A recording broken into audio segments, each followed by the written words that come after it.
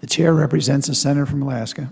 Mr. President, I want to acknowledge the remarks of my colleague from Connecticut and thank him for his efforts to focus on the housing issues that face this nation right now. As he has mentioned, if we are not able to get to the root cause, which is the housing debacle and the failures that we have seen, all of our good efforts may not be successful. So I thank you for your efforts in that. I know that we will continue working on this together with the administration, but it's essential that we focus on the housing piece. Mr. President, later this afternoon or this evening, we're going to be voting on the conference report for the American Recovery and Reinvestment Act. I was one of those 37 senators that voted against this bill earlier this week, and I'd like to take a few minutes this afternoon to speak to some of the reasons why I was unable and why I will be unwilling to support the conference report when it comes before us later. My principal concern in voting against the Senate measure at the time was the scope of the spending. And it's not just the scope of what we have in front of us with this particular bill, this package of $790 billion. There was an article in the Washington Post on Wednesday, a chart that outlines all of what we have been spending here in the past year. The header is, "It adds up. The federal government has committed at least $7.8 trillion in loans, investments, and guarantees since the beginning of 2008. The funding coming in from the Federal Reserve at $3.8 trillion. From the FDIC, $1.22 trillion. From the Treasury, this includes the TARP monies that we authorized back in October, $771 billion. The joint programs that include the guarantees of Bank of America, Citigroup, $419 billion. And then in the other category, it includes not only the programs Fannie and Freddie at $200 billion, but then at the bottom we have the Senate bill for the current stimulus package at that time coming in at $838 billion. It's almost inconceivable what we are talking about in terms of the outlays that we are putting forward. The cost of this stimulus package that we have before us now, as everyone in America knows, is $790 billion right in there. But when you account for the interest, which we need to do, that's part of the bill, the cost increases to more than $1 trillion. It's about $1.2 trillion. So you add this in to the outline of what I've just laid out. And the cost to America is considerable. And where do we get this money? Where do we get it from? We don't just tell the Treasury to turn the printing presses on full bore. Let's go. Let's print the money. No, we've got to borrow. We sell Treasury bills. We sell debt. Who buys it? Well, people like the Chinese, others from outside this country. So it's not just cranking up the presses and printing more money. We will be paying for this. My children will be paying for this. And so we've got a responsibility to make sure that what we spend is spent wisely. Now, the focus of this stimulus, of course, is the job creation. Even if it actually creates the 4 million jobs that the White House once promised, then those jobs, if you piece it all out, do the math, these jobs come at a cost of about $300,000 apiece. But what we're seeing now is, well, probably not 4 million jobs. Even the most optimistic economists are now estimating that what we're looking at would create or save less than 2.5 million jobs. Now, Mr. President, I noted the comments from the senator from Connecticut about the need to fix housing first, and I strongly agree with that approach.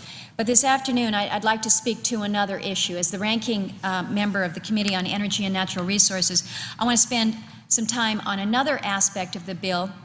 This is an area where millions of new jobs are promised, and that's in the area of energy. There is absolutely no doubt that we must facilitate the development of renewable resources, increase our energy efficiency, and pursue the many, many innovative solutions to the challenges that we face when it comes to how we consume, how we use, and how we create energy. But I am not satisfied with the energy provisions that are contained in this measure. I'm not satisfied that they're timely, that they're targeted, and that they're temporary.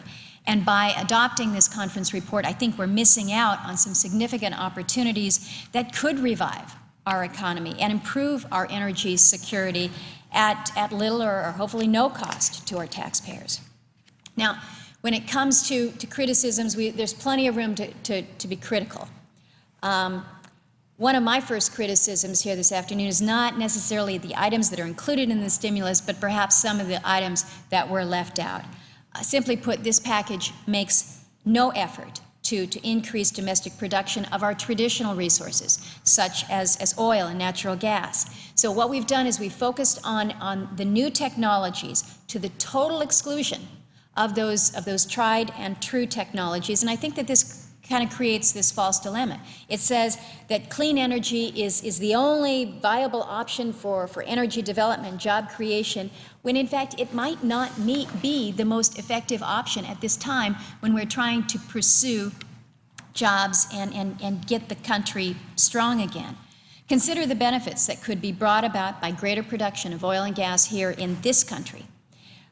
One recent study outlines that the full development of domestic oil and gas resources could generate up to $1.7 trillion in revenues for the federal government, creating as many as 161,000 new jobs by 2030. The revenues from the production could be used to provide a tremendous down payment on the long-term strength and security of our nation. But instead, as a result of what we'll be doing here today, American taxpayers are ultimately going to be paying $1.2 trillion because of the decisions that we're making. Now, setting aside my concerns about the priorities, I think it is very uncertain that the funds that are provided by this bill can be spent in a rational and cost-effective way. And perhaps the best example of this is within the Department of Energy itself. It's set to receive roughly $45 billion in the conference report that we are looking at now. Now, DOE's total budget for FY08 was $24 billion. So assuming that the department receives similar funding through FY09 appropriations, and we're going to be debating that after this recess break, DOE will receive almost triple its historic level of funding in less than 3 months. So what we've got is just an unprecedented level of spending within the department. CBO is concerned about how we spend this out as well. They determined that the department would only be able to spend 24% of its funding before the 2-year deadline. The Energy Department, along with so many of the other departments that we're dealing with, simply doesn't have the time to gear up and properly spend with a level of accountability so much money over such a short period. So the question then needs to be asked, will this level of funding become the new baseline for the department? If it does, we will have significantly expanded federal spending at a time of unprecedented federal deficits. And if it doesn't become part of the baseline, then that crashing sound that you will hear is going to be the gears that are grinding back down as funding returns to normal. I would suggest that such wild swings in funding are disruptive and one of the most ineffective ways to spend our taxpayer dollars. The stimulus, by giving government agencies completely unprecedented amounts of money for sometimes non-existent programs, also sets up near-perfect conditions for waste, fraud, and abuse. And this is exactly what the American taxpayer doesn't want to see. The example I'll give you, $3.2 billion is provided for block grant programs for energy efficiency. The conference report provides $400 million for a competitive grant system that does not currently exist and for which there is no administrative The process. senator has used 10 minutes. Permission for an additional 1 minute. Unanimous consent? Without objection. Thank you, Mr. President. Making matters worse, it provides an additional $3.1 billion to state energy programs, but imposes conditions to receiving funds that are currently met by only a handful of the states out there. Another example I want to leave you with, Mr. President, is the smart grid. Very important, we agree, $4.5 billion to the smart grid. This was authorized at $100 million in the 07 energy bill. It's received zero funding to date. Is it possible to expect that we can ramp up to $4.5 billion in 2 years in a rational way? We don't even have the standards in place for the interoperability framework. Mr. President, I don't think that the American taxpayer is concerned so much about how much we spend so long as we do it responsibly and with accountability. Your time My has expired. concern is that we have not done this with this stimulus package. Thank you, Mr. President. I yield the floor.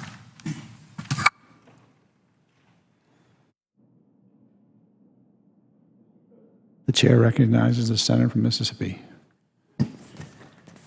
Mr. President, as members can see from the debate that we've had today and throughout the past couple of weeks, almost everyone in this Senate and in the House of Representatives agrees on the need for Congress to be working with our new president on a stimulus plan to jumpstart the economy. We have people in our home states that are hurting. 600,000 jobs lost last month across our country. These facts underscore the need for something to be done to strengthen our economy. So we're all in agreement on that basic premise. There's a great deal of goodwill out there in the country for our new president. And I want to commend President Obama for making the economy his main focus. I also want to commend him for publicly stating that Democrats don't have a monopoly on good ideas. The president said Republicans have good ideas also, and he wanted to include them in his stimulus plan. Now, that is not what happened when House Democrats met behind closed doors several days ago to write this bill. And it is not what has happened throughout the process. Republicans responded to the president's call. We came forward. We came to this floor. We talked to our constituents back home. We stood before every television camera that would film us. We talked to every journalist we could find. And we've discussed our ideas with the American people. We presented ideas